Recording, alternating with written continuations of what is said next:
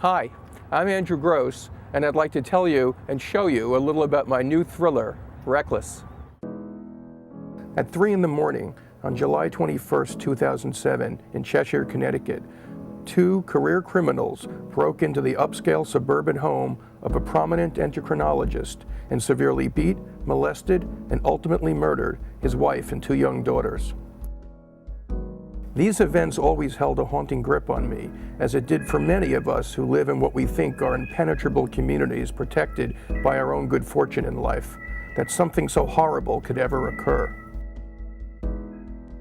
And this is what my hero, Ty Hauck, wakes up to on the first morning of my new thriller, Reckless, the brutal murder of a close friend. And he makes a vow there, watching the news, not only to find the truth about what happened, whatever it takes, but to avenge it as well.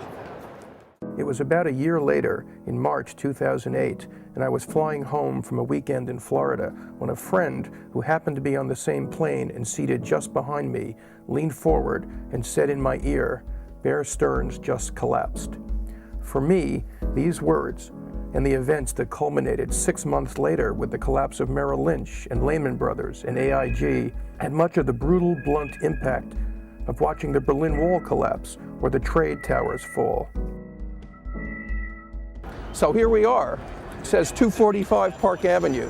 This was the Bear Stearns building in New York, a place that was once the hub of M&A activity in the United States.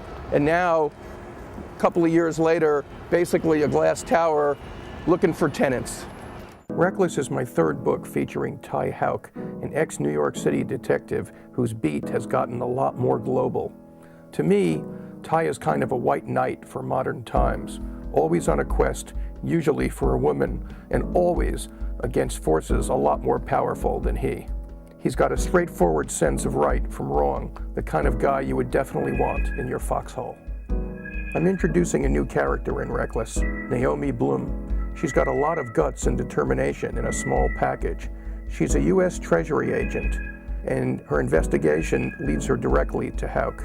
And there just might be some sparks between them too.